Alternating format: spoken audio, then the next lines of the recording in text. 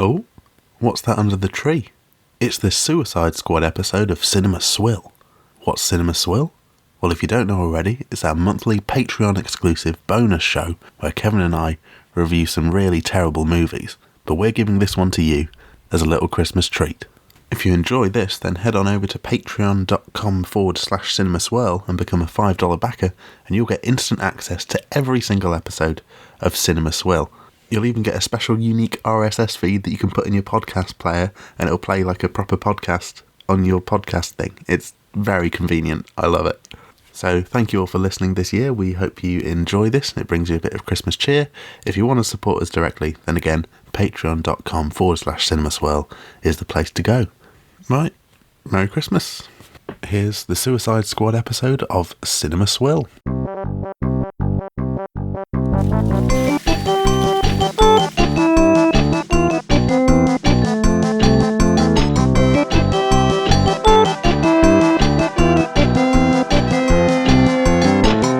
Cinema Swill! I no longer wish to be alive. It's episode number 5. Hello there, you magnanimous $5 backer you. It's Kevin here alongside my OTP, Sam Chaplin. Hello. Hello. Kevin, I don't normally pay too much attention to the little intros that you do, but was that not wanting to be alive anything to do with our film du jour today, Suicide Squad? Suicide Squad, isn't it? Yeah, the Suicide Squad. It's a double whammy because, like, the film is called Suicide Squad, hence, you know, not wanting to be alive. And also, once you've watched Suicide Squad, you also no longer feel the need to keep living. Well, Sam, I don't know about you, but I remember 2016 where everyone got suicide fever when this movie came out and it hit the nation. It's hard to believe this has been out nearly 4 years now. Jesus. Yeah, I know. That was a long, lingering fart. Like one I didn't think we'd still be smelling, yet alone tasting. And yet here we are. And you know what? I'll say something, Sam. I've been hoisted by my own petard because I think the only reason why we are reviewing this is because of my insistence in making long, ill-founded jokes at the expense of the artist Jared Leto's expense. You did this to yourself, you know? You brought this upon yourself and now you've got to suffer the consequences. So that brings us to Suicide Squad. Alternate title for this episode is The Consequences with Sam and Kevin. Now, Sam, forgive me, I can't recall your exact history with this movie. Sure. Had you seen this before? I had seen this before. This came out while I was working at a cinema. Yeah. I have attached to the garage key a Jared Leto Funko Pop keyring of the Joker that they were giving away to people who would see the film in X Plus, which is like a knockoff IMAX type thing. Obviously, they were beating down the door. So I snaffled some away because I was like, these are all gonna go pretty quick. Obviously, and you know, Sam, it speaks a lot to the quality of a movie when they have to go into the peripherals and the goodie bags and the fucking toys to get you to go away. See it. Yeah. Please go see our movie. We'll give you toys and sweets. The interesting thing about that keyring is that very quickly the legs fell off, which kind of is what happened with this film. Sam, that only happened because you cut the legs out from underneath Jared Leto's performance. Okay? And this film was a 15, so I had a lot of fun turning away children who thought they could come and see this. One of the few delights of working in a cinema was no, get out of here. Did you ever give him sass, or was it straight up like, here are the rules, I don't like it any more than you, little man / woman / whoever, hit the bricks? Or were you kind of like, wah, come back here when you're a little bit older, young man? Or would you give him any of the attitude? So actual kids were not that much of a bunch of jerks about it. It's the parents of kids who will come in and be like, either, oh, it's his 15th birthday. I'm like, oh, it's not. Have you got any form of ID? What form of ID does a child have? And then referring them to all these different forms of ID they could have and how to apply for them for free. As a matter of interest, Sam, what forms of ID does a child have in the United Kingdom? Passport, and then there's some birth certificate would fucking do, I guess. I don't know. That would be funny to bring in that.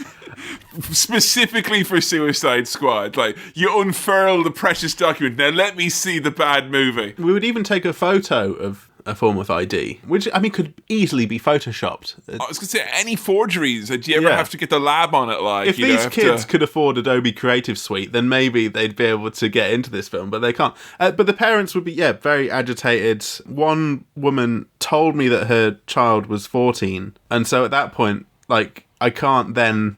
Like the game is up. Like, it's out of my hands there. Like, and she was then trying to convince me that it was fine to let. But I'm like, but you've told me. I now can't. Nah, Sam. That is put very me much in a bad position there. If you'd have kept silent, then maybe this could go. But I mean, you've done yourself in there. That's pretty much like the windscreen rolls down or whatever, and you kind of go, "No, officer, I have had a few drinks." And then expecting that you're going to bounce back from that or, come at it from another angle in there. No, it's game Your over. opening statement has undermined the nature of us having a dialogue about this. Now, another fun cinema fact, we all had to wear little name badges with our favourite films on them. I had the Roy Tenenbaums because I'm a wanker. How was the Futureheads concert the other night anyway? Oh, well, it was really good. Was it really good? Yeah, that's good. It was great. That's good. I had a great time. Brilliant stuff. Wells and Carlisle, you like a child. We had little name badges with our favourite film on them, and 2 people, off their own back, changed their favourite film to Suicide Squad. No! They were not forced to as a promotional tactic, which happened with The Martian, where everyone had to say that their favourite film was The Martian. That was a little idea they had. But some people just wanted their favourite film to be Suicide Squad. They loved it that much. So why is this in Swill if people were so enamoured with this film? It's very popular, sold lots of tickets. Now, I know this is one of these things, like all these DC movies, that it's made, I looked up, it made $750 million worldwide. That's a lot of money. And it with $150 million budget, when you look at that ridiculous cast and how it made a lot of money, so much money. Kevin. But I swear to God, I've never heard a single person, and this could just be that I live in a fucking bubble, I've never heard anyone say they enjoyed the movie. It was always like, oh God, it was a bad fucking slog, but I just love the DC universe so much that I'm going to support it. Or I watched the fucking 9-hour extended cut and I enjoyed it for that. But I swear no one actually enjoyed, like, your favourite movie. Yeah. Of all of them. Not just one person, 2 people changed their favourite films to that. Who forced the other? That's the question I have there. Because that ain't fucking right. Dear God. I've not heard of anyone enjoying it. What I think happened with this film in a lot of ways was that it came out and some people were excited about it, went to go and see it. And the reviews came in, everyone was saying, oh, this is a load of old shite. And then some people, kind of like me, thought, well, it can't be that bad. Or out of curiosity, kind of went to see the kind of car crash of a film to see if it was as shit as everyone was saying. Disrespect to the critics, Yeah. Like, I hate the haters. What do they know? And the critic and the RottenTomatoes.com. Yeah. I'm going to go see whatever movie I want because it's my freedom of choice as an England citizen. I'm going to eat a big bowl of Rotten Tomatoes just to show them. I'm just going to shove them in my mouth, covered in all sorts of horrible stuff. I saw it for free because I was working at cinema at the time. And was this one of your kind of like, oh, if I don't go see it, I won't get use of my free cinema ticket this week? No. What dragged? Was it just the curiosity? I just fancy going to see it, see if it was a shower of shite. And we'll get into how it was as a film. Well, it did become a recurring joke on Cinema Swirl as soon as you told me that, which led me to believe that it didn't endear itself to you. And as bad as I felt having to sit down and watch this, this is like you, like, fucking on the threat of PTSD with this, like, knowing what's coming on the horizon when you put this movie in. My God. This is my second go-around. This is on Netflix in the UK, by the way, if anyone wants to watch it and they have a Netflix subscription. Don't go out of your way to pay extra to watch this if you want to watch along with us. It was on Netflix, and that was good because what I did earlier today, knowing I had to watch it, was I went onto Netflix and I saw the length of it. Yeah. And then I planned my day around that to give myself an hour-long buffer before and after to build myself up and cool myself off. But I didn't add it to my list because I didn't feel that. No, I didn't. You didn't do want your that. recommendations to be skewed by. Yeah, honestly, I searched for it. I saw it, and then I went back in and I searched for a second time. If you add it to your list, Jared Leto will start sending used condoms in a box to your house as in character as the Joker, which is... Yeah. We've talked about that. That's a thing he did, isn't it? That's the thing he did, yeah, it is. Or dead rats or some shit. Like, I don't know what he did. And I don't know if I felt more disrespected as a comics book fan, someone who has to watch movies, or as someone who worked for the Royal Mail, which bit I'm more disgusted about with Jared Leto sending stuff like that in the Majesty's Post. It is shocking. Now, we've talked a lot about Jared Leto and his dedication to performance. I mean, we should probably come to this later, but do you think all of his method acting in the run-up to this, all that kind of thing, sending stuff to people, really inhabiting the character of the Joker, was worth it for the approximately 10 minutes he was on screen? Well, Sam, and I was going to save this one for later, I didn't see as much of a method to the madness as much as much as a madness to the method. Oh! And that's been Cinema Swirl, folks. Thank you for listening. Thank you very much. I'm out of here. Okay, Kevin, I've got a quick question for you. Yeah. Do you like pop songs? I tell you what I love. I love popular music, so Well, I then do. you are going to love the first half an hour of this film, because... And the second half an hour, the third half an hour, and the final fourth no, half hold an on. hour. I think there's about 45 minutes where they don't play a pop song, and it's very confusing. That's Maybe. a bit of restraint right there. I'm thinking about it, it's probably not 45 minutes. That's giving it too much there. But there's a bit where... But the first fucking half an hour... House of the Rising Sun, first thing we hear. Yeah. Classic song. All the songs that they use are like cliched movie montage songs. They seem really, really obvious choices for the most part. Yeah, and almost all of them are, bet you don't think carpooling with your dad's lame now, huh, kids? I'll give you a few nods to your generation, the White Stripes, etc. But have you ever heard of a little band called the Rolling Stones? Let's these kids. Oh, but John, I don't know if the children are ready for Black Sabbath. Well, you should have had kids with a fucking bad boy. Finished with my woman, cause I got to pick the kids up now. Oh, God, the fucking music. It was so fucking bad. No, it was Kevin, these are all solid gold hits. At least a tenth of that budget, 15 million on just give us now. That's what I call absolute bangers. Just give that to me and put the Suicide Squad fucking logo on it. But, oh my God. Right, the way this pans... So, House of the Rising Sun is playing. Will Smith is in prison. He's punching a punching bag. The prison guards are all dicks. He's getting beaten up and stuff. And I'm a bit crazy. I'm like, I've heard there's a house in New Orleans, but a big house as in the prison. But come on.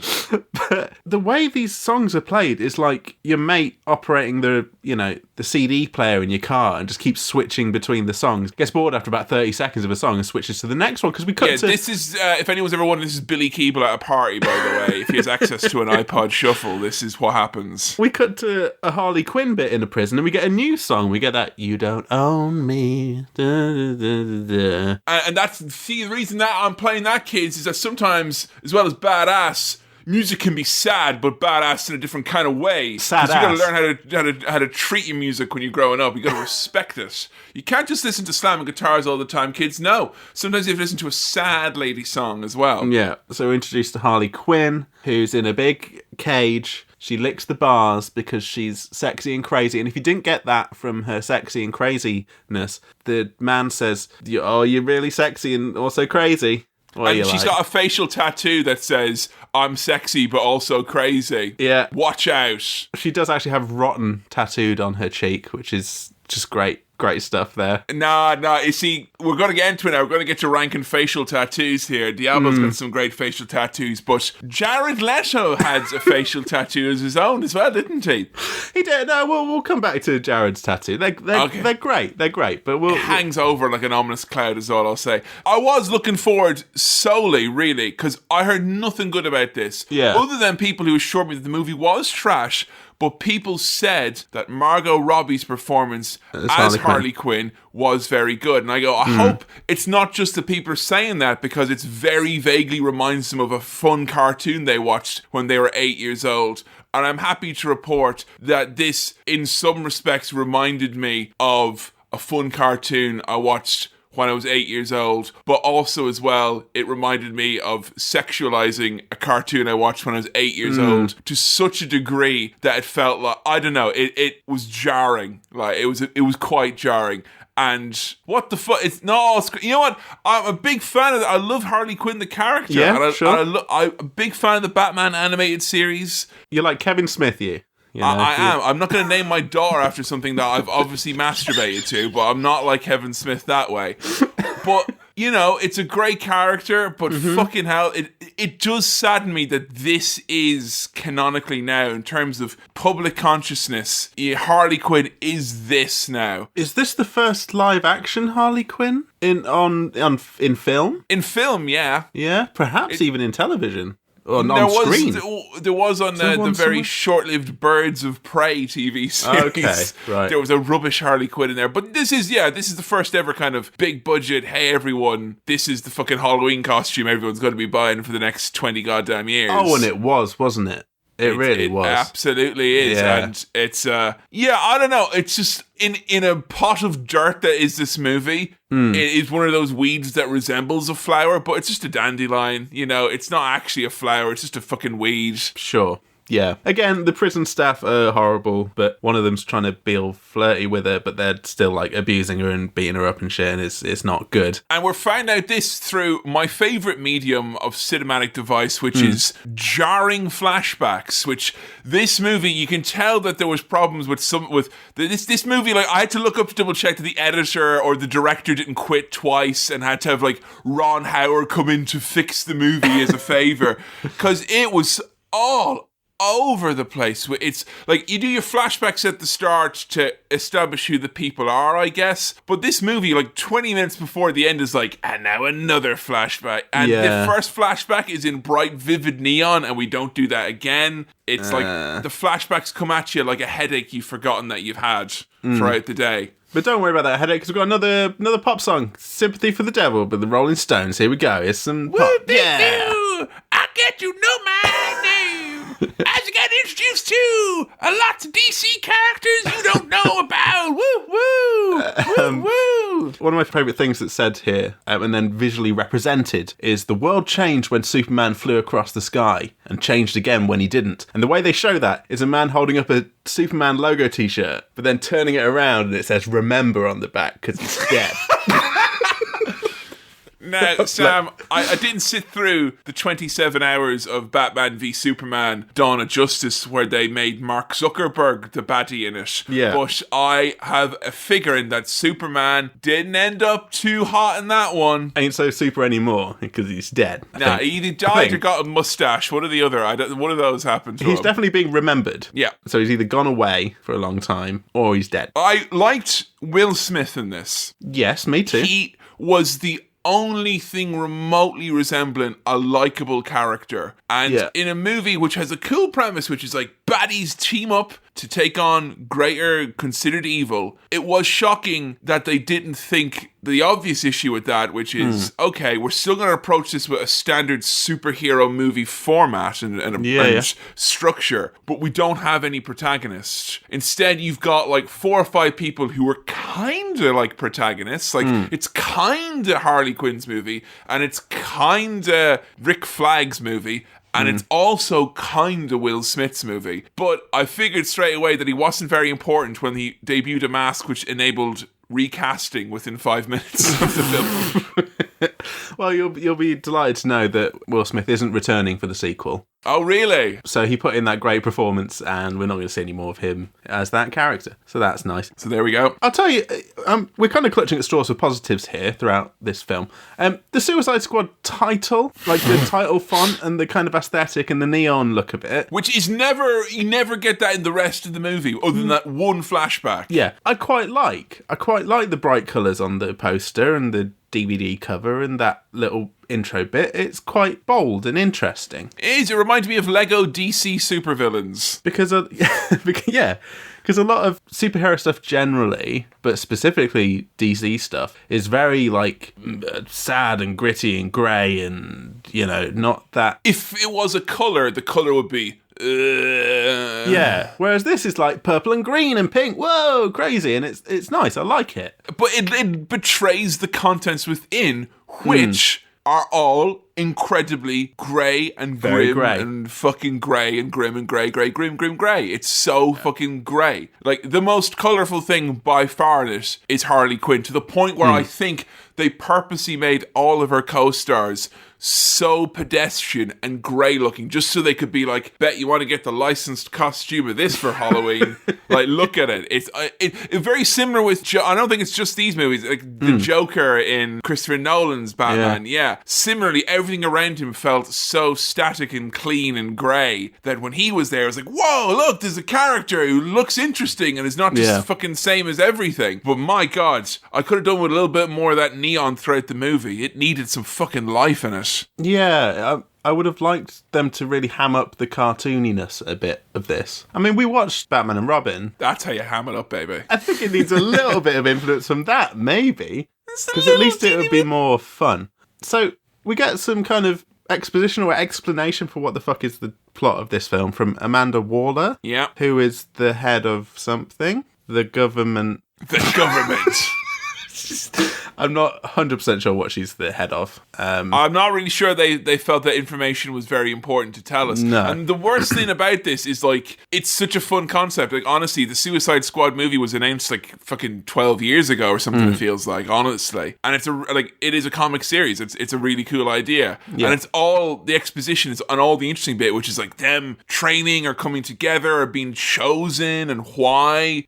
None of that actually happens, or if it does happen, it's, like, literally in this room where they're like, we're putting together a team of super baddies. Oh, okay, why? Because there's loads of super baddies around with superpowers and Superman died, so obviously we can't have, like, the fact that they went for a team of supervillains before they went for the idea of a team of superheroes is so fucking dumb and is so not explained. It is so ridiculous. The whole point of Suicide Squad is that none of the goodies will do the shitty missions that these guys will do, so why are they here first? Now, Kevin, part of the logic was that what if Superman was a terrorist? I think that was a line in the film. It was like, what if Superman was a bit of a bastard? What if he went up to the White House and he punched the president right in his stupid face? What then? Let's get a bunch of villains to beat up the bad goodie that we might get. We won't have... If there are bad superheroes, we've got them, right? We've got the team of bad superheroes. So they're not going to be bad. I don't really get it, but it's honestly, this was like a camera in the fucking pitch for this movie, where they're like, Superman, what if he bombed at the box office? And we had to just put a random assortment of characters you've mostly not heard of in a movie anchored by one character that we all kind of like. You know, what if we had to do that? And what if we called it Suicide Squad? Yeah, okay, make that movie, I guess. Executive producer of this garbage pail of the movie, I had to Google this to be sure. I don't know if you're familiar with the name Steven Mnuchin. No. That is the Treasury Secretary of the United States of America, one of Donald Trump's first cabinet picks, former hedge fund manager, and the man who brought you Suicide Squad and refuses to release the president's tax returns. Oh. Steven Mnuchin, ladies and gentlemen. Now, I'm sorry, I should have forewarned you that I was going to mention politics at the start of this, but it gives you an idea of the joyless taint to this movie. You know? Yeah.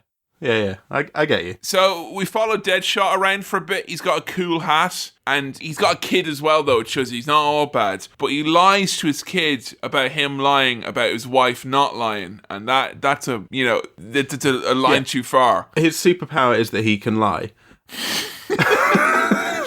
And his lies never miss. He can fire a gun, and he will always hit, because he's Deadshot. right? Yeah, in Deadshot, it's like Bullseye, basically. Another superpower is kind of pulling off that hat that he wears. It's very, very good. It's impressive, but it looks good on him. It doesn't impress Batman one bit, though. He's like... Oh, Ben Affleck Batman. Yeah, I've seen that now, so that's a bucket list moment for me. And if one thing I'll tell you about Suicide Squad, thank you for enabling me to say I've experienced all of the Batman now, because he was the only Batman missing in my collection, and now I've seen it, and I don't need to see any more of it. No, because you've already seen a film with Ben Affleck Batman. And basically, if you're wondering at home, what is Ben Affleck Batman like? Basically, the performance is like if Christian Bale's Batman, right, when he does Bruce Wayne, if that was Batman, and he didn't do the voice, and he's just like, it's Batman. It's like, oh shit, it's Batman. He's like, come on, Deadshot. I don't want to have to arrest you in front of your kid here. And he's like, oh, come on, Batman, let's fight. He's like, oh, I'm all right, I'll fight. You know, that's what I'll do. You know, I am the knight and all that. You know. So that's how Deadshot was brought in.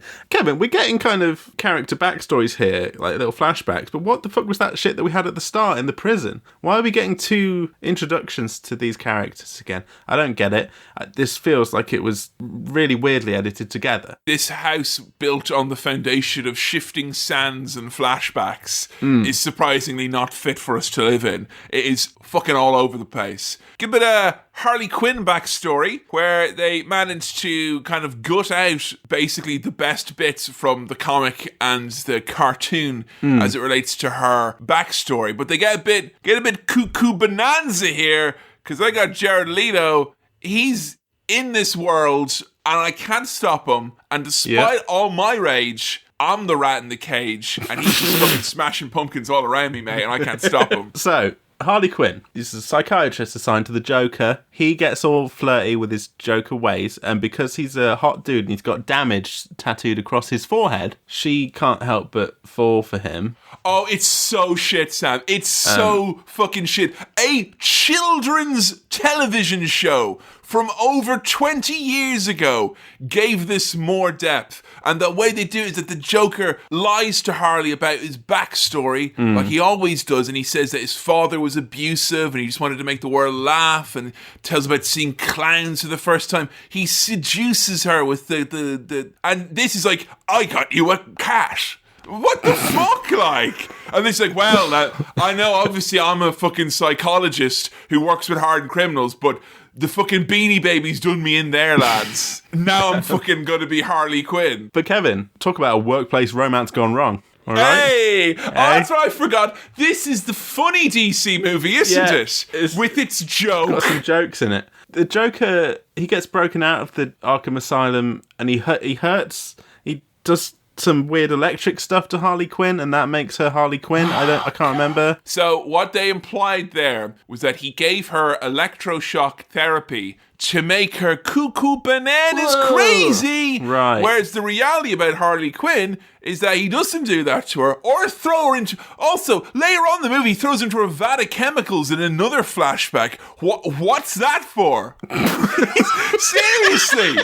And she's all like dressed up all normal going, no, it's okay, Joker, I'll jump into this vat of chemicals. But you just got fucking electroshock therapy, and it made you go all crazy. But now you're okay, and you're going to jump into the chemicals. In the comics and all that, it's literally just... You know, she just becomes devoted to him, and she becomes crazy through her devotion to him. Hence the phrase mad love and all that. And that's what's meant to be sad about her character. Right. Nothing sad about a character who's just forcibly made crazy over and over again. No, her backstory is that she got electricked by the Joker. Seriously. That was his greatest trick, his electric.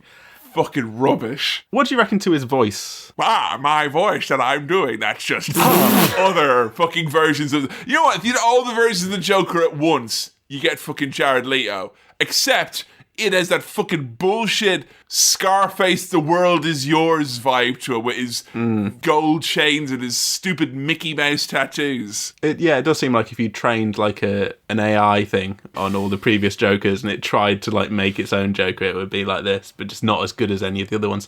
I'm confused by the fact that the Joker, who looks how he does with the damage tattooed across his forehead, the stupid green hair, the kind of grills and everything. It's interesting that it says the word damaged, but in such a neat font as well. It's a very neat font that almost betrays the madness within. That kind of shows the dichotomy of the man. Oh, you know? I fucking hate it so much, Sam. I hate it so much. He's kind of slick and cool, but also proper fucked up, mate. He's a weirdo. I tell you what, Sam, I wouldn't want to go on a stag do with him. Maybe that's why he got the tattoo. It was part of like a dare on a stag. Even though he knows the exact frequencies to set an electric machine to make someone crazy, but in a sexy way. I like that. Set the electroshock machine to crazy, sexy broad. Where? Fucking awful. So bad. You know what Jared Leto is doing? He's doing all that shit. He's just trying to cause, like, you know what? No one will ever talk about my rubbish derivative performance. They'll only talk about the wacky stuff I did. Diversionary tactics. Yeah. It worked, Jared. Very well good. Well done, Jared. But he looks like a full-on dipshit, and he is somehow a respected, intimidating gangster. And they all call him, like, Jay, like he's cool. Boo. Oh, Jay, you good? Boo. Boo. It takes them all of 3 minutes to take, like, Joker and Harley Quinn and then turn them into the most run-of-the-mill, he's a cool gangster with fucking cool tattoos and a grill, and he's got golden guns with a skull on it, and the skull's licking a fucking ice cream cone, and she's his sexy broad who's dancing like a stripper, but watch out, bro, because she'll kill you. Oh, it's so fucking boring. Honestly, I've seen final bosses in Def Jam Vendetta games that with more creativity than this. It is so fucking boring. A really fun thing to do with anything that the Joker has physically is to imagine him having to get it made or done. So the damage tattoo, he had to go to a tattoo parlor and get someone to do that. The gun with the shit on it, he had to get that custom made. He would have had to send at least some emails to sort that out. Everyone has got one of these fucking custom guns or custom this and that. Like, everyone's got the special gun that says, click, click, boom, baby, or the fucking baseball bat that says, night, night, or the nightstick that says, booyakasha, or the nunchucks that say, whoa, daddy, or the fucking surfboard that says, don't have a cow, man, or the fucking hat that says, lids on, collars up, like, because you can sell all the fucking action figures or statues or shit with these little toys next to them. Since I have toyetic, moved... Kevin. It's toyetic. It's not toyetic. It's toyetic. Since I moved to Manchester... Yes. 3 years ago, yes. The exact same branch of Savers that I've went to in Salford Central has had the same 2 Captain Boomerang DC Expanded Universe figures that have been sitting there for £2. And Christmas has come and Christmas has gone 3 times. And no one has thought, oh, I'll pick that up for my granddaughter who I don't like. Well, this Christmas, you know what you can get me, Kevin. All right? I'll be glad of it. I hope you're happy and you're actually going to get us. You're on. Do it, you coward. You have to go to the counter with fucking Captain Boomerang and say, I want to pay money for this. I like when Captain Boomerang is introduced and they're showing like all like their stats and stuff. And then it goes, Captain Boomerang, possible alcoholic. Oh, those little stat things. Oh, Jesus. I loved those. Harley Quinn's one's total wild card. She's a wild card. She's a total wild card. That's one of her stats. The other is that she was the accomplice in the murder of Robin. That would have been fun to see, maybe, or hear about. Yeah, that sounds like a fun movie. When did we know about that? So Robin's introduced and also is dead now. Still a better Robin than Chris O'Donnell, I guess, in respect. I'll take you through the rest of those stats, though, because I paused those and wrote down some of the little details, because I love that. Did you get the details of Diablo, who is a, quote, pyrotechnic homeboy? I got caution flammable, because he... Oh, Jesus fucking Christ. True extent of power... unknown. Oh, there's more to this cat than meets the eye. That's Chekhov's stat there. You can't put a stat like that in there and not come back to it later. Dangling that stat. That's a smoking stat. We're being introduced to all the guys here. Well, no, not all the guys. Because they fake us out here saying, oh, this is all the guys. And she's like, it has to be these ones as well. It can't be anyone else. It has to be these ones. No explanation as to why. No, but it's just... yeah, actually, why? Because some of them, like Harley Quinn, has she got any powers as such? No. Captain Boomerang, he could just throw a boomerang. And he's in Australia. I don't think he's magic. I don't think it's like he's not a meta-human or whatever. I've got my own note here for Croc. Yeah. Hideous. Well, Kevin, you say that. He is hideous. Now, this film, Suicide Squad, is the first Oscar winner we've done on Cinema Swill. Do you know that this won an Oscar? Are you kidding me? It's an Oscar-winning film. For what? Let me just double-check on the category here for Suicide Squad. Won an Oscar for... This is one of these Oscars that they announce to make sure everyone's paying attention during the second hour. Best Picture. What? No. What? Won an Oscar for makeup and hairstyling. Now, Killer Croc, right? That ain't CG. Yeah, no fucking shit. It's the worst prosthetics I have seen, and I have reviewed Godzilla movies for podcasts. Oscar-winning prosthetics right there. Rubbish. It's so bad. There is no sense of scale. He's got a massive head. His head is so fucking big. But that's a man in there. Yeah, a man who, I know that man underneath there. That's fucking, that guy's at bid and shit. And he was in Lost. He was in Oz. Way more impressive. Yeah. Way more impressive. Cumbersome prosthetics. One of my positive points about this film was that I was impressed with the makeup and the hairstyling and the prosthetics, and particularly Killer Croc, because I thought that was great use of practical effects, prosthetics, makeup. You're not having it. When he was fucking wobbling around, Sam, looking like he took the wrong turn from a kaiju big battle down the street, he had no fucking business there. He was absolutely awful. Tell that to the Academy, mate. Yeah, the Academy's broken, right? I'm going to have to rectify my postal vote this year to make sure that this doesn't happen again. Also, there's a witch called the Enchantress, and they've got her heart in more ways than one, Sam. Because they've literally got her witch heart. Yep. Amanda Waller, another great line, describes this witch as a flying, spellcasting, making shit disappear witch. Which, that's all right. I like that. She's kind of hyping him up, just cutting a little promo. Amanda is one of the most prominent characters in the movie, and also probably the most important character in the movie in terms of getting everyone to where they're meant to be, What's her deal? What's her motivation? Is she because she's a character in the comics and she was even in the Justice League cartoon, and there are layers to that character. In this, it was just, here's a lady very, very, very unemotionally reading out lines of dialogue. She's head of the government, mate, or something. I can't remember. She wants to stop people dying. There are many characters in this movie who fail to meet quota in terms of effort, I believe, of acting.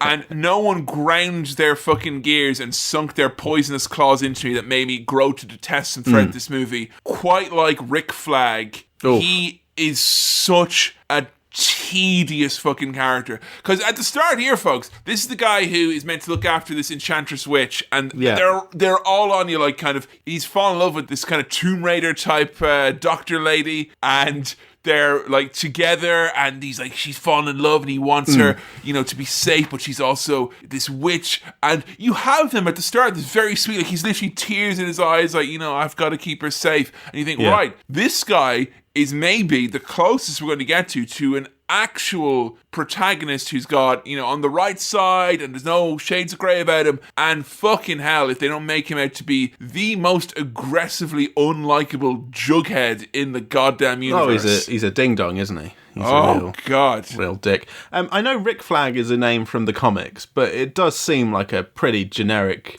American soldier name. They may as well just call him Dirk Justice or something like that. It's really Commander obvious. Army, there's an incident. We need you on base. Now, we've been introduced to all the characters through these little sequences. Each one of these sequences has its own pop song, just so you know. They also have those little stat screens. Some highlights from those stats. Captain Boomerang fetishes pink unicorns. That's established as a thing, that he has a pink unicorn that he likes. But nothing really happens about that. That's he just has it. It's a cheap gag. Another little toy to include with the action figure. El Diablo, as I've said, true extent of power unknown. That's going to come into play later. Killer Croc has cannibalistic tendencies. King of the Sewer. Do not attempt to feed, because he's a crocodile. Well, you're just orders to fucking starve him? The first thing you see when you introduce him is them feeding him. Well, they've gone against the little stat screen there. Gone against the protocol. Enchantress, age 6,373, because she's a witch. Also, limit of power unknown, Just another little thing there. And my favourite relatives, Incubus brother, currently in a jar. Oh, well, there we go. So, there we go. Oh, also Rick Flag, golfs with a 3 handicap. I didn't realise golf was a verb. Yeah. To golf? Let's go golfing. I would play golf. Yeah, you can golf. You can golf? You golf. No, you golf your score. You golf a 3 handicap or whatever, you know?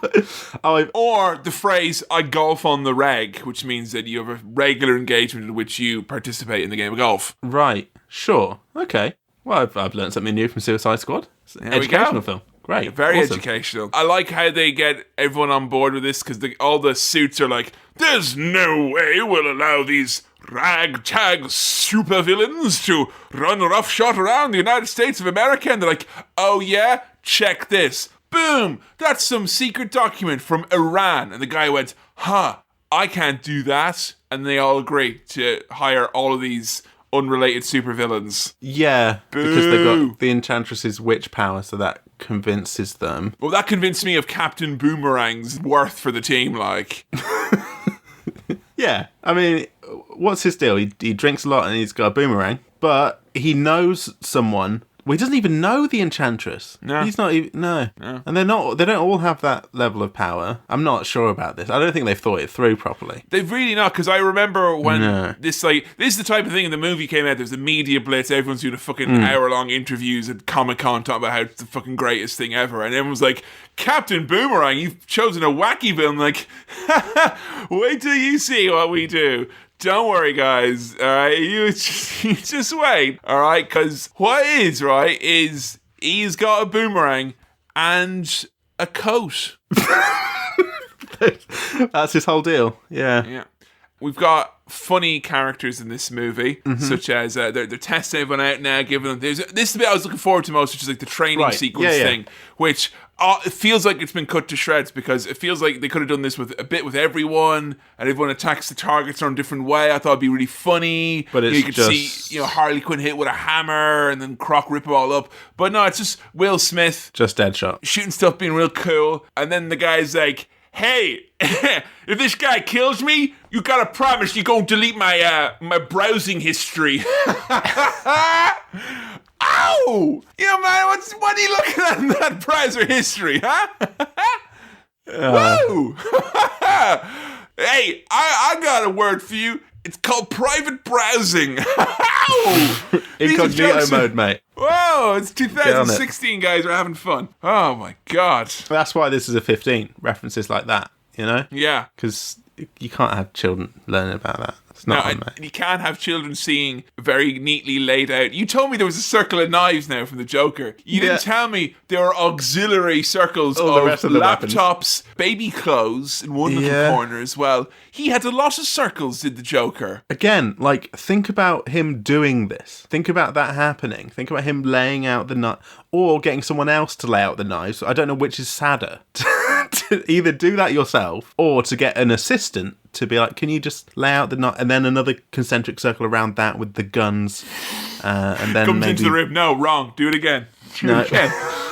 There's a big line of people waiting to see how I can't meet anyone until it's right. It's a proper big art attack type thing, isn't it? It's like Neil Buchanan here. Way.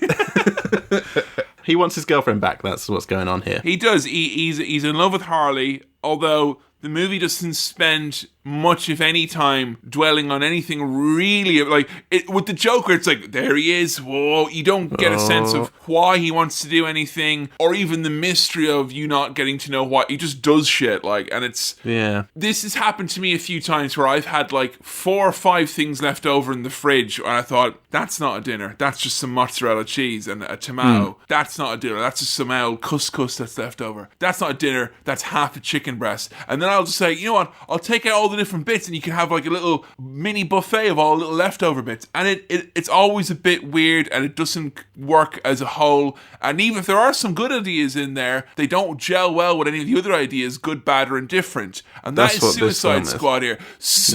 One of the writers has had a field day writing their perfect Joker movie, of which we see 12 minutes of. Yeah. I'm not saying it's the perfect Joker movie, but you're given snapshots of this character that seems to be so important. Like, whoa, wait till you figure out what's next. And the sum total of his contributions is he made Harley Quinn, now he wants her back, and that's it. That's it, really. Now, Jared Leto has spoken of his dissatisfaction with the theatrical cut of this movie. It being only 2 hours long. And that in the extended version, or maybe not in the extended version, in what was filmed, there was a lot more Joker scenes. But I can't be asked to go and watch that.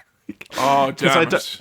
I don't believe this is one of those things where it's saved in the extended cut. No, it's not. Like, nothing gets saved in an extended cut. Like, No. you know, everyone's got this thing in their head since Blade Runner that someone's going to wave a magic wand and make your movie fucking perfect. And it's not. It's such an easy out for someone to be like, oh yeah, you didn't enjoy my 2.5 hour shit movie, but if you're a real fan, you'll watch my 4 hour shit movie. And then the director's got an egg, because I'm like, yeah, I guess I'll never know. I guess I'll just be stupid and ignorant and not watch the same bad movie but longer, because that's what a real smart editor does. Listening, he just adds on loads and loads of shit. Like, I'm sure it flows seamlessly with the already hatcheted movie that you've presented us here. So, you know the evil magical witch who can do anything? Yeah. She goes rogue, which I don't think any of them saw coming. No. She gets her brother back from the jar that he's in. Which I now learned that his name is Incubus. Yeah. Sorry, one last thing about Jared Leto. He laughs like a congested cat. Yeah. Fuck, horrible, isn't it? Oh, it's so bad. Rubbish. Who's your favourite Joker, Sam? You've seen them all now.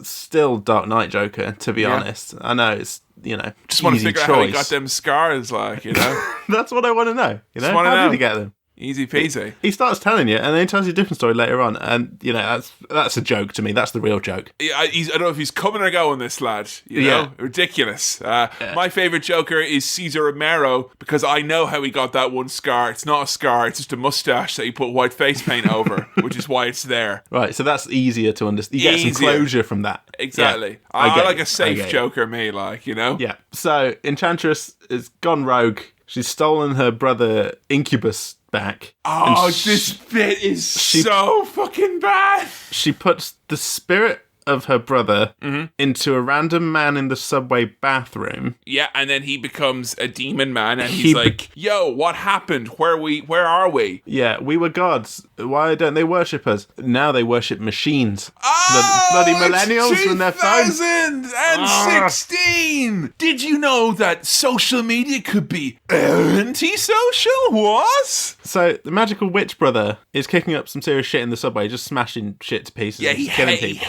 he hates people on their phones, like, And so Task Force X, Suicide Squad, mate, is being activated to combat this. But Suicide Squad caused this.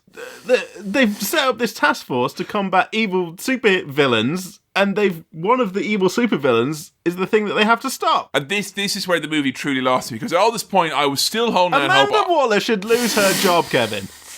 But like at this point I was still like, you know what, we could still have fun training sequences, fun kind of like all these crazy characters, and none of them know each other. Like, how's Harley Quinn going to interact with Killer Croc? How's Captain Boomerang going to interact with a witch? All this stuff I was asking myself. But then it's like, no, off we go. We're into it now. Down, down, down, down, down, down, down, down. Oh my God. Yeah. So all the criminals are busted out of jail. The prison guards have trouble getting these criminals out of jail, which is interesting, because they start beating people up and shit. Also, the Joker's broken into a science lab, and got some science. That was such an unnecessary whole scene just so they could go later. He can, because they do the fucking thing from Escape from New York. They've got the gimmick in their neck, which means they'll fucking explode and they'll shit their pants if they, try to run away or whatever. So that's how they make them do stuff. Yeah, and this random scene where Joker, you get to see him and his teeth and his coat attack a lab.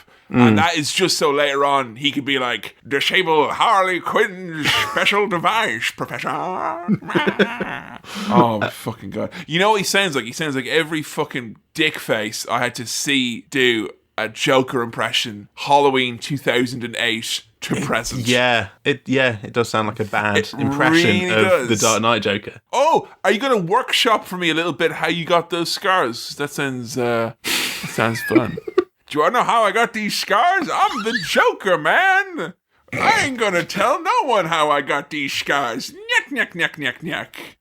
See, your voice there is more enjoyable than the Joker voice. I like your take on the Joker. And then Batman just like slamming his fist on the ground. Damn it! Tell me how you got them. Batman's parents died trying to find out where he got the scars from. They asked him and he was like, all right, I'm deadly serious. I'm allowed to have a laugh about this, but you button it up right now. Like, no, tell us, you big fucking idiot. How'd you get the scars? Bam! Kapow! Oh no, my parents!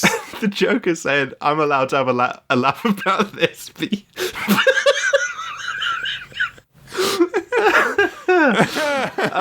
Right. So, Seven Nation Army, right? We're uncuffing the villains. And then I wrote down here, Tenor says we'll get the Killers to play us out in this one. Like,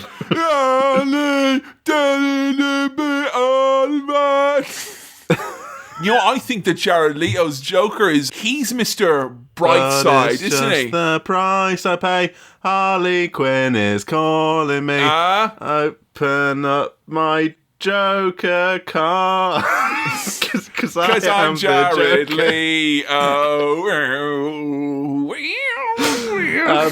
They brought him in to uncuff him and go, right, you're the Suicide Squad. Harley's doing her kind of, it's the voices in my head. They're chatting away. I'm just kidding. That's not really what the voices in my head said, but I do have voices in my head because I'm crazy. You know what, Sam? And it was good to just have a moment where the mental illness could make us laugh as well as sexually gratify us.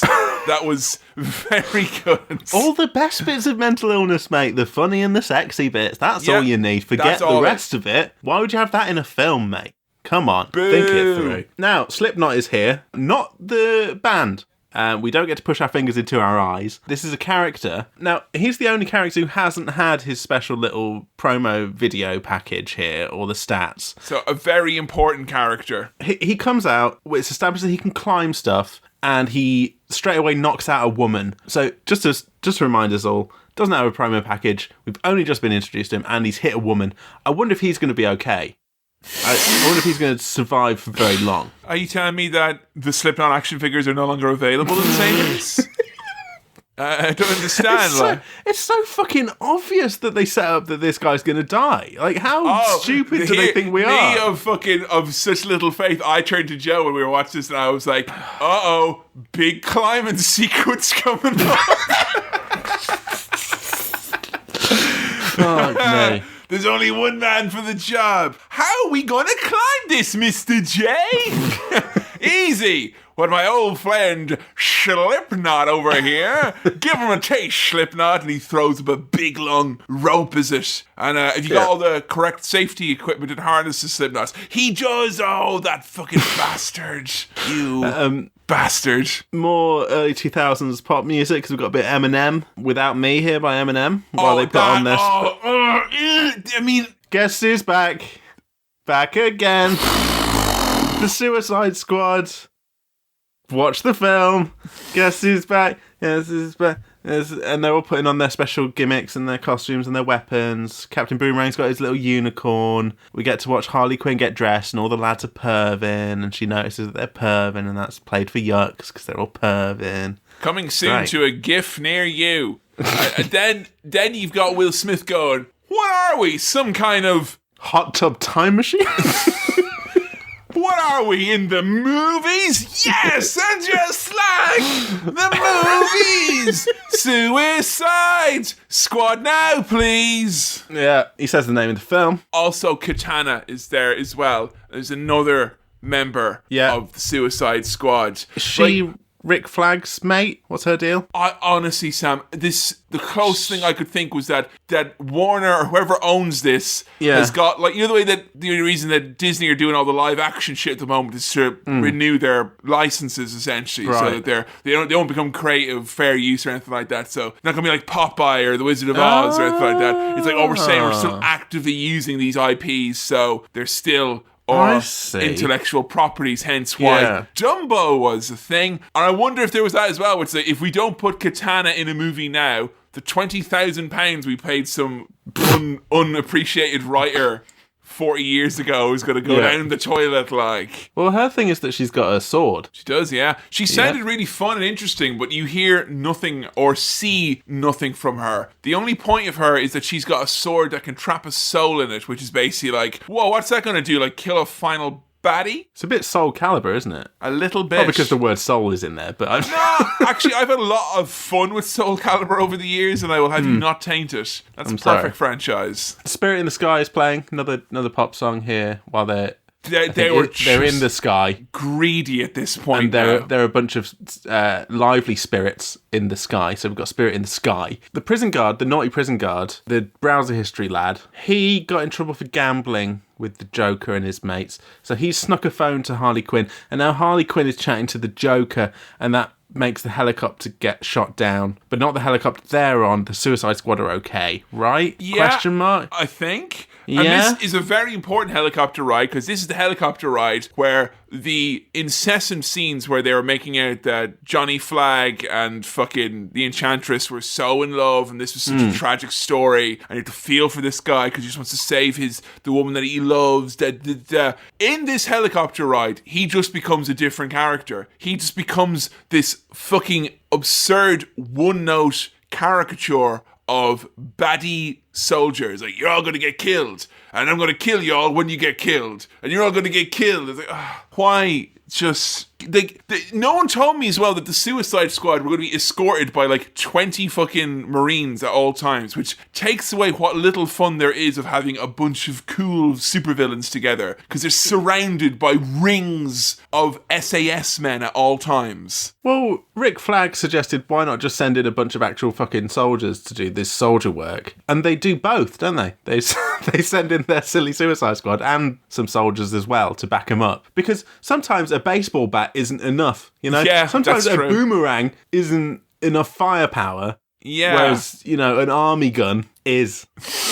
Kind of feels like they should have maybe not let the villains choose their own weaponry and gimmicks for this. Again, that's the thing that happens in the Suicide Squad comics, where they're given all this, like, uniforms and equipment that they're meant to use, and they fight. And it's like, oh, this isn't how we work. We're supervillains. We use our own crazy things, and that would be fun. The conflict of the villains having to be conformed. It doesn't matter though, because you can't introduce 8 characters in 20 minutes through a fucking series of montages. So Captain Boomerang, he posits to Slipknot that these neck bombs are bullshit, and kind of says, well, let's run away and get away from this shit. So Slipknot and Boomerang do try that. Slipknot does a bit of climbing, a little bit, and his neck bomb gets instantly blown up by Flagman via the phone app that he's got. And now Slipknot is dead. The whole thing where I was like, this Slipknot character's going to die. I didn't think it would be that fucking soon. Yeah. I mean, they did a lot of fun. I don't know if you've seen Deadpool or the second Deadpool.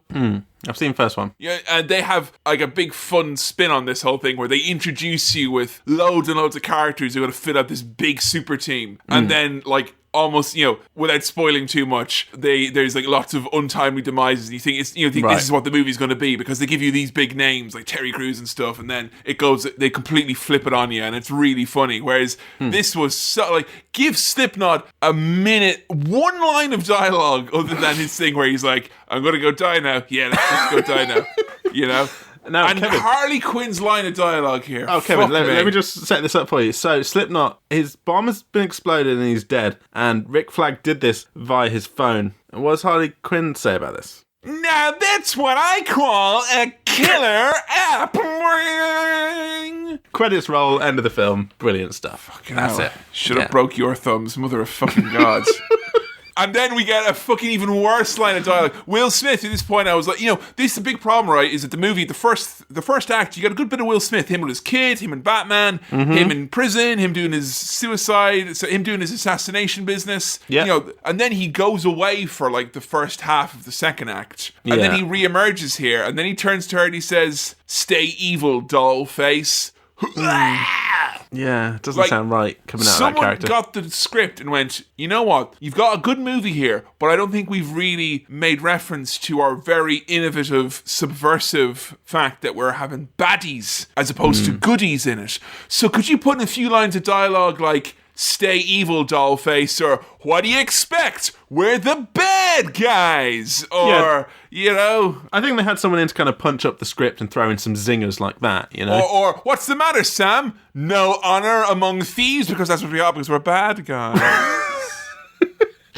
So, the gang here, the Suicide Squad, they're shooting these weird, scary, blobby soldiers. Because it's a DC movie, which means that you are only 10 feet away from an extended zombie shootout sequence or just a long, impact-free, CGI, grey fucking sludge that you have to watch. Some faceless, weird zombie enemies. Deadshot is shooting them. Boomerang is having a cheeky tinny because he's... And it's in slow-mo as well, all of this fucking shit. They all get to do their turn destroying these faceless freaks. Rick Flag gets carted away by them. Harley saves him. Not because she really wants to, I don't think, but because otherwise they would all die. They've destroyed these blob men, the scary, dark blob zombies. You know what, Sam? I love nothing more than people fighting wave after wave after wave of faceless enemies through chest-high walls while explosions go around behind. It's great. It's like watching someone play a very boring video game. It really is, isn't it? Oh, it's so boring. Even playing those games is barely fun. Watching it is fucking even worse. The only one who doesn't do anything is El Diablo. Boomerang calls him out on this and refers to him as the Fire Bloke, which I think is very good. That would have been a better name for the character. Fire Bloke. I think. If he had that tattooed on his forehead as well, Fire Bloke. But he doesn't want to use his powers. So why? I don't know why he's there necessarily, but he doesn't want it. Will Smith goes full Legolas in this sequence. And the next sequence where they arrive in the building where the person who they're in there that they're meant to save. And you guessed right, folks, we get another slow-mo zombie shooting sequence that is in slow-mo and goes on. And guess what happens in this sequence as well, Sam? Rick Flag gets kidnapped by zombies again. And then they have to begrudgingly help him because if he dies, we die. He literally is like being tried away going, no, get off of me. No. And the second time he's like, no, get off of me. Leon, help. I'm the NPC you're meant to protect in the boring video game. Yeah, so more shooty, more punchy, more dead zombies. You did a good job there, Harley Quinn and Deadshot, but before we get through this door, we're going to need 5 crescent red keys. You have to walk around and find them all. Also, trail this guy. Also, follow this guy for like half an hour, but don't get too close. All you had to do was follow the damn train, Harley. No. El Diablo he's doing his thing again. Another action sequence. He's just standing there. And it is like that bit at the end of that Simpsons episode where there's the Yakuza in Homer's front garden. And he's like, there's just that one dude standing there. And I know he's going to do something cool. Oh, you use your imagination to make the movie more fun, I see.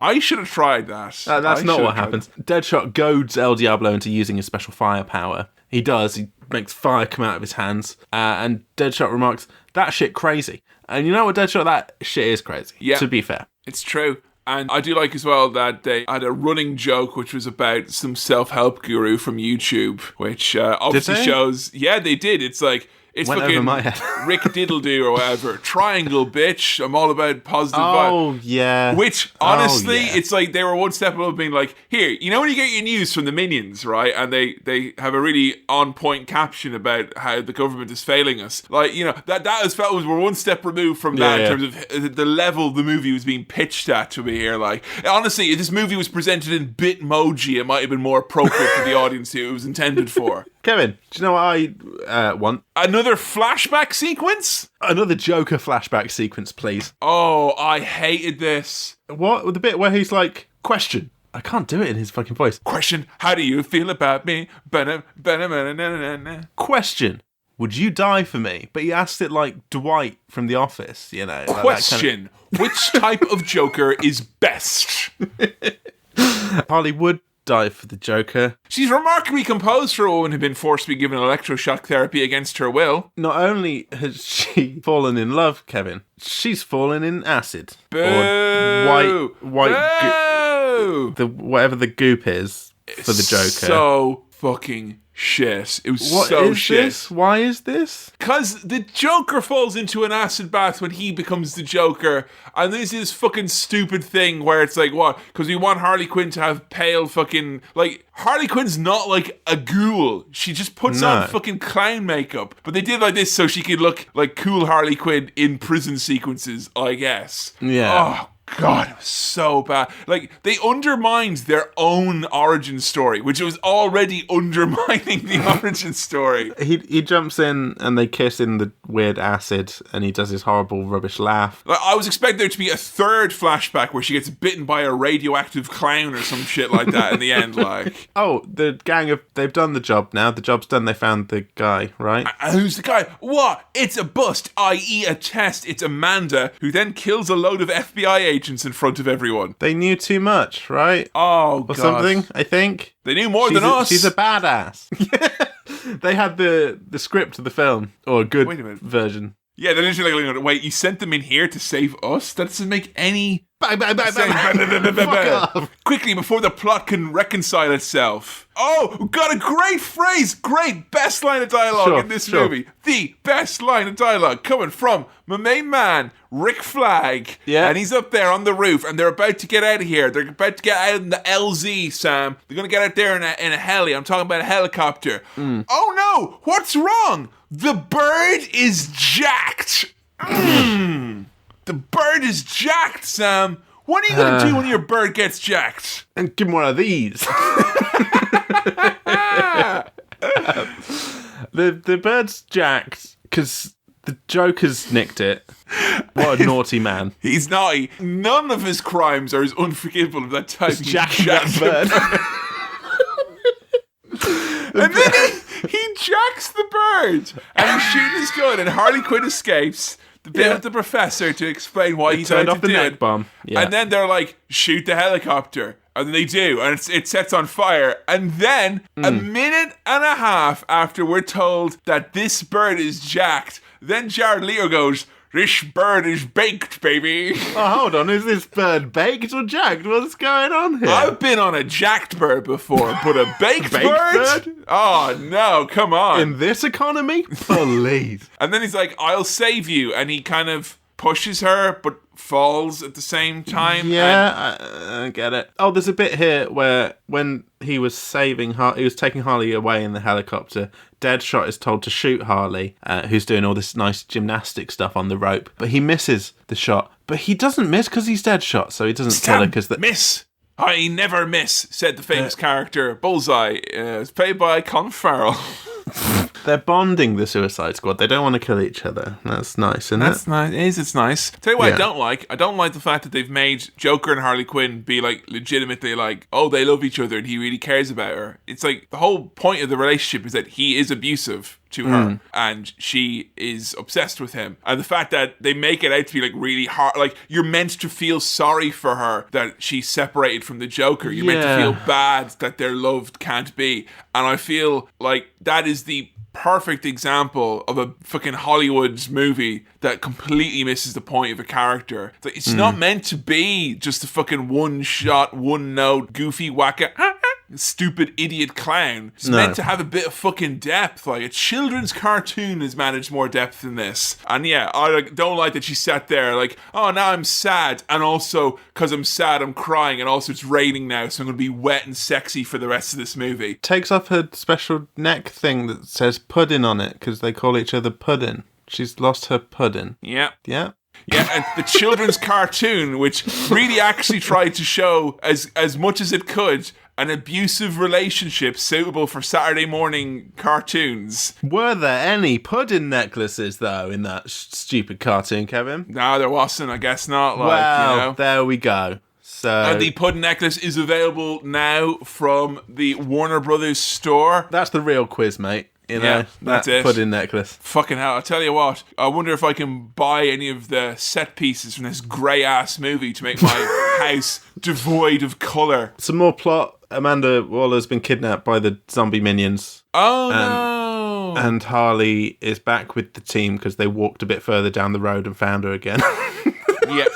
It's fine. She's just over there now. I'm back now. This is a big bit now, Sam, because the DC villains here, they mean business. They get even more CGI. Because the Enchantress has got her heart back. So we're talking about... Yeah, like we're talking about 4K CGI right here now. Yeah. Hey, let's have another flashback to earlier on, like in the movie, to explain that there's a bomb down there. Great! Yeah. Oh, was that Rick Flag kind of explaining... Yeah. You know what I thought is so fucking funny is the fact they thought, no, you gotta do a flashback to that bit because otherwise, the plot won't make sense, unless you seriously, That's the bit that you need to rectify that.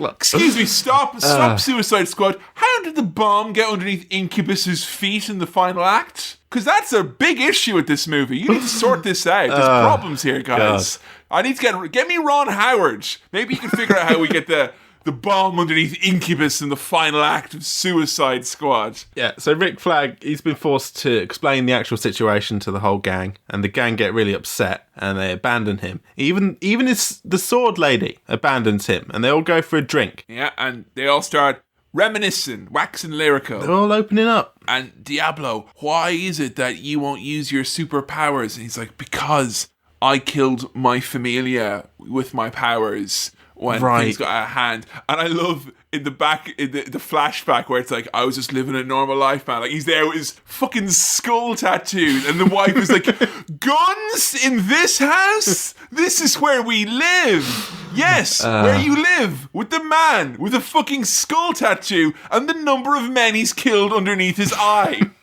There's a couple of guns here. Money too. Yeah, at some point he gets too angry and he uses his fire and everyone dies. Now, Harley, her response to this is own it. Own that shit, man. Own that shit. Cause fucking own it, mate. Own that shit, man. Because, like, I've seen some memes that have really just, if you've seen a meme and there's like a sun setting behind a minion and they tell you to own your shit, man. You just own it, man. You own it, Normal's just a setting on the dryer. People like us don't get normal because they're not dryers. It's not the suicide dryers, is it? There's nothing that... Not the dry squad. There's nothing that unites these people at all. They are all they are all like, oh god, it's almost like they're random comic characters ripped from incredibly thematically distant comic books and churned into a machine to make this movie. Killer Croc is fucking rubbish as well in terms of lines, right? He's got like 2 lines of dialogue. I'm not me, shorty. I'm beautiful. Yeah. Okay. The joke is that he's black. Yeah. Yeah. I think that is the joke, because later on, spoilers, he wants the hip-hop music videos in his cage cell thing. He does, yeah. And he wears a hoodie as well. That's funny, isn't it? It's very good. Yeah. It's good. And I do like that when Rick Flag comes in, he's like, do you know something? Do you know something? Your daughter writes you every day. And he produces these letters. Like, what are you carrying these with you freak? Like, when I go into combat, I never far away from another man's child's letters in my pocket. But before that, he smashes up the blowy up phone, doesn't he? Yeah. It's not an inflatable phone. I mean, like, he smashes up the phone that can destroy them. Now that's what I call a smash hit telephone. Because he's trying to, like, I'm one of you guys. I was in love with the witch, and now I'm scared about the witch, and I just need you guys to, come on, guys. You're one funny thing that I did find funny, Kevin. Good gag. He tells them they're all free to go, and Captain Boomerang legitimately just pegs it straight away and just runs off. Hey. I did find that quite funny. Like, you're all free to go. With his can of Foster's, I think. You never actually see what he's drinking. It's a dark blue can, though. They know what they want you to think there. I did like the line of dialogue from Will Smith here, which didn't probably get across the sense of foreboding. It may be foreboding in a different way. But they're like, we're going to go do the final battle now. He's like, yeah, let's go do the final battle. This is going to be like a chapter in the Bible. Yes, I thought. Long and boring. Well, the Bible also had mixed reviews on Rotten Tomatoes, so it's kind of similar in a way. That's true, yeah. Some people really loved it, other people didn't like it. People got bad taste, mate. Bad taste. Yeah. Oh, we got very CGI Enchantress now, who's got a new voice, and they didn't play the voice for the lady who's doing the acting because it's literally out of sync. It is so poor. Oh, yes. Well, there's no way we can convey this on a podcast, but... Imagine my fucking mouth. This, you know what, actually, right now, put your hand into that weird little, like, frumpy mouth position, where you can make your fist talk, go... Yeah? Right, now just start moving it around like that, yeah? I am the Enchantress. Keep moving it. And I will destroy all of you. Join me. Now stop doing it. Further to that point, my brother Incubus is over here. Oh, God. So she gives them all visions of their perfect life. Mind games. Oh, God, yeah. What they all want. I like this bit. This bit was good. Yeah? So yeah, it was good. Deadshot, what he wants is to kill the Batman. He wants to kill the Bat. Don't worry. Ben Affleck's done that already. Oh! I said, yo, Mr. Affleck, let's kill the Bat. Let's do that one thing we always said we could do. Harley wants to marry and have kids with just Jared Leto, not the Joker. No, it's just Jared Leto. Jared Leto, who looks exactly like he did in American Psycho in this flashback. To be fair to the man, he hasn't aged much when he has the slick back hair, and he does look exactly the same. Father Time's too scared to mess with Jared Leto, and that was about 20 years ago, wasn't it? More or less, longer. 99, yeah. So. Bloody hell. Christ. He's a handsome man, Jared Leto. He is. Be fair to him. Good looking lad. Not a good Joker. But Sam, sometimes you can judge a book by its cover, and this book says damage. Money off. Maybe small imperfections to the jacket cover and a thumbprint inside where the preface is. What a bag of broken biscuits that Joker is. He's crazy guy. They confront the CGI, but the other CGI is like there as well. And, so Diablo becomes CGI to fight the CGI. Oh, Kevin, also they've got to lure big CGI to a specific spot on the map, because it's a fucking video game, so that you can then press circle to detonate the thing. Oh, right, yeah, There's a bomb underneath, and Killer Croc went down there for a bit.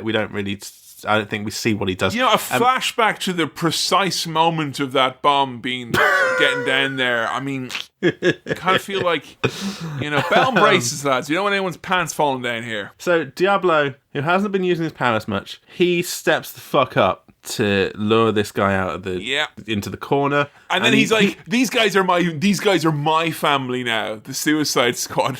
Why? You've known them for like half a day or something. Kevin, I'll be honest with you, I watched a bit of Love Island last week, and then I dipped out again. But it was a similar kind of thing. Like, these people have been in this villa for a couple of days, and they're like, these guys are my friends, or I'm in this relationship, or I love this person. I'm like, you've only known each other for like a day, and they're not your family now. Yeah. But Diablo is like that. He would get too into... If he was on Love Island... There'd be a Diablo at the end of language college week where it's like, I've made such good friends here, and I won't kill anyone who says that I won't see you every day for the rest of my life. He turns into like a fire god demon thing. Yeah. Has a proper fight with the big CGI brother. And they really look like two characters you'd unlock after playing a lot of Tekken. A lot of Tekken. Yeah, that's these some are the demon final shit right two there. that you unlock. Yeah. He sacrifices himself, I think. The rest of the squad are like, yeah, do it. Kill him. He's like, well, he's here now. He's pinned me down. Press the bomb. I'm willing to go out in a big blast. No, don't do it. Just reload the last checkpoint. No. Kevin? Yeah. How do they know that a bomb is going to kill this interdimensional super being demon thing? Why do they think a bomb's just going to kill it? That shouldn't work, really, because it's a massive CGI thing, and he's, more of a demigod thing than a human. Yeah, it does. The bomb does it. Make this whole kind of thing jar a little bit when you're dealing with the supernatural, and you have a very natural assortment of super villains who are, by and large, unmagical, unmystical, and whatnot. There's only so many times you can watch everyone start shooting, and then Harley Quinn hits something with a baseball bat, and then fall over and go, bleh! Oh, did it not work? Oh, okay. It's just this final fight which we get then, which has the dubious distinction of being the least easy to see fight in a superhero movie ever. And I'm including the terrible Eric Bana Incredible Hulk that takes place in a thunderstorm where every second's frame is darkness. Okay. But when they're in this mist and it's everyone fighting in fog, and you can't tell who anyone is except Harley Quinn. Like, no. Why? Because you can just see, like, red and blue occasionally. Oh, my fucking God. It's so bad. That's your final fight. Oh, that is the last action sequence, it's the final fight. And then Harley Quinn kills her using the katana sword, and the entire final sequence is in slow motion. Like, all of it. Slow motion mist. That is our final... Oh, my fucking God. No, but the witch's heart has come out, so they can grab the heart. They throw a bomb into this portal thing. What's the portal thing? What is it? Just throw a bomb into it and then shoot the bomb. Throw the bomb into the portal, shoot the bomb. That doesn't kill the Enchantress, but it closes this weird portal. Yep. It's not established what that portal is, right? We don't know what that is.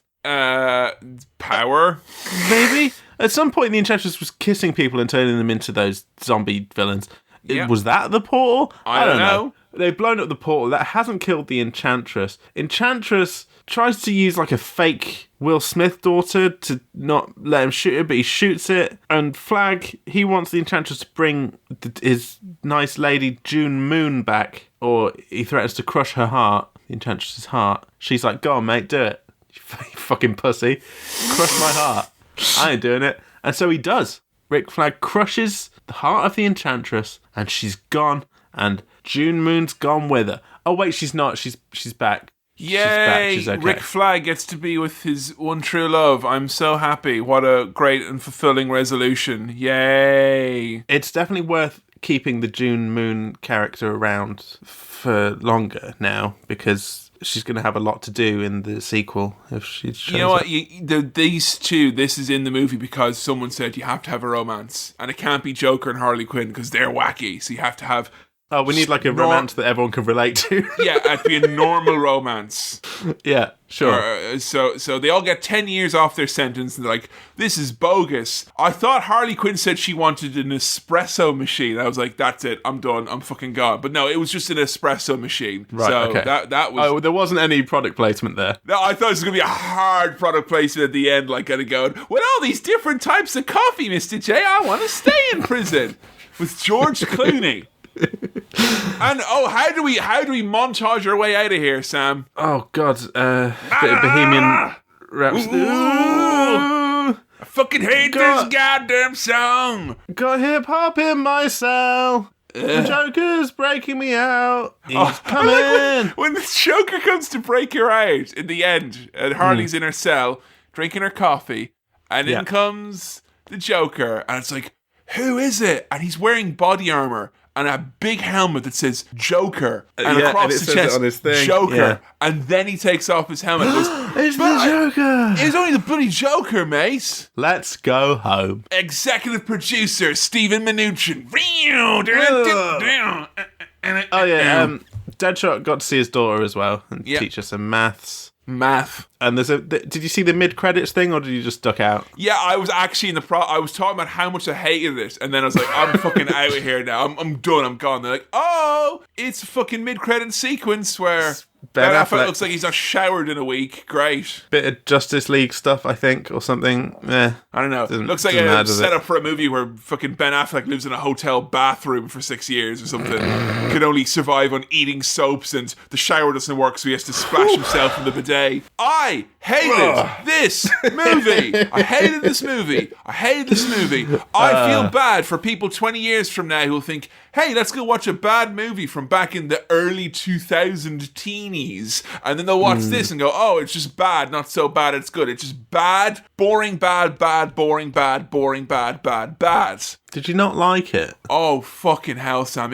It was somehow as bad as I imagined. And I've been building it up for comic effect, the absurdity of this movie, for years. Not a fan of Jared Leto's performance as the Joker? Well, in fairness though, Sam, I didn't see it as the artist intended, and he wants me to spend 4 hours watching it, doesn't he? So I'll have to reserve judgment on old JL there. Yeah. Well, I mean, this has been quite an experience because this is a film that I had seen in advance and you hadn't seen. I think that's the first time in our podcasting career. A reversing of the formula here. It's just such a shame that it had to be had to be this film. Yeah, if these are the movies you've seen, I don't know if I want to fucking continue podcasting with you. It's a movie I've seen, a movie I have keyring merch of. How did the second viewing go for you then? I broke it up into 2-hour-long chunks. Very smart. I should have done the same. And it didn't make any fucking difference to like the pacing or any. This film feels like 2 or 3 films kind of stuck together or cut up and moved around a bit, not in a good way. You can see the surgical scars. Just don't ask how they got them. We watched The Room, and I watched Disaster Artist again after watching The Room. Ah, yes. And it seemed like it was one of those things where he just like kept filming stuff and then kind of tried to cobble it together in the edit. That's what this felt like.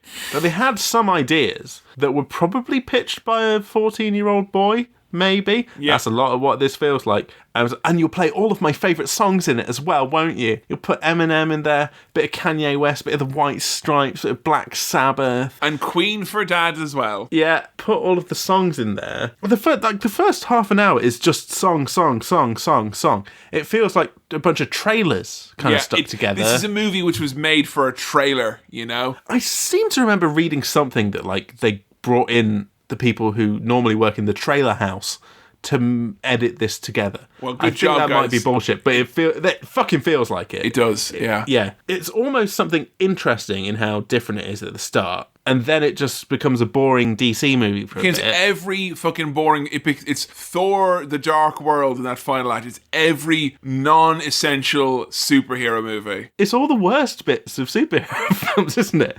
But ostensibly, this should be like the fun, quirky, different one where we get the bad guys and we get to see what they're like, but we don't really see what they're like. Other than a few really ham-fisted dialogue lines where they're like, we're the bad guys, you have no way of really feeling, it doesn't feel like it's a movie with the bad guys at the centre. You know, it doesn't... Yeah. Like, they shoplift at one point, you know? Yeah, you don't really get a sense that they're baddies, do you? No. And the thrust of the movie is relying on you knowing the central character, I think, from other stuff. Like, this is like, yeah, you know, this is like a soft intro to Harley Quinn if you've already seen lots of stuff of them. You know, it's everything about this just rubbed me the wrong way. And you know what? I love, like, I came away from Batman and Robin with a big smile on my face. I love a dumb, stupid movie. But when a movie is so dumb it can't bring itself to be silly, it's too afraid. Yeah. And this is meant to be the funny one. Oh no, Kevin,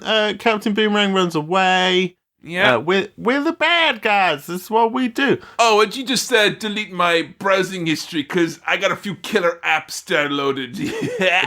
Talk about an office romance gone wrong. You know, there's plenty of jokes in this. This is a fun film full of gag. Talk about your cold shoulder. I was longing for fucking for ice puns. Longing for them at the end of this. The characters are supposed to be colourful, but none of them are colourful enough, you know? None of them are interesting enough. Yeah, it is. It shows you everything, I think. Like, if you want to know why the DC movies struggle. This was supposed to be their Guardians of the Galaxy, that's though, wasn't right? And it's just not. Guardians of the Galaxy. And maybe that's why they did all the pop music stuff, but they did it wrong. It feels like it's so derivative of Guardians of the Galaxy, even though that came out like maybe the year before. It felt like really close to it, where you've got this shiny fucking new spin on a genre that was long overdue. I think Guardians of the Galaxy is really overlooked for how important it was, because all them movies got funny afterwards. It made DC try to be funny, and it made Marvel say it has to be funny as the rule, not the exception. And that's so important for those movies, I think, because they're an awful fucking slog. But Jesus Christ, how do you make it more of a slog in the process of trying to make it fun, like? I don't know, but they managed it.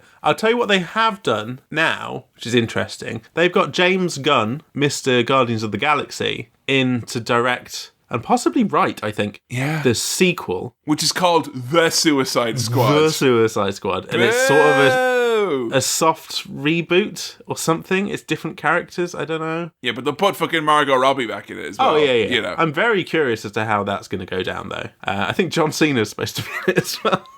I'm sick and tired of like the main selling point for movies is, oh, I'm curious, this seems like a fucking train wreck, I have to see it. That shouldn't be why I go to see a blockbuster. Why can't I go to see a blockbuster and just be like, this is a big movie from Warner Brothers that has superheroes in it. Surely I can sit back, turn off my brain, and enjoy some explosions. Not fucking hours of shooting zombies. Ugh. Yeah. As if that's what we need in 2016. More zombies. When I first went to see this, I did turn to the person I was with, and we both were like, this is shit, isn't it? Like, yeah, it's shit. And then we just watched the rest of it. At least you had that in the movie, I guess. Yeah, it was quite nice to like mutually go, this is a load of bollocks, isn't it? You're not enjoying it. No, I'm not enjoying it. Okay, now we understand each other. It's like when I was watching The Hobbit and my dad turned around after an hour and went, this isn't very good. I just went back to sleep.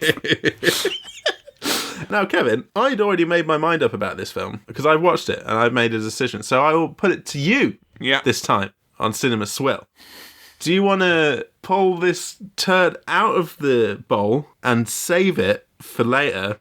Or is this getting flushed down? But when it's flushed, there'll be that kind of blue and red swirl from like when the Joker and Harley Quinn were in the acid that goes down. Do you want to flush it or save it, Kevin? What do you want to do? I want to flush this turd. Yeah. Yeah, flush it, remove the toilet and give it electroshock treatment, and then throw it into a pit of acid. Oh my God, I hate it. You heard it here first. Suicide Squad is a load of shit. Bye.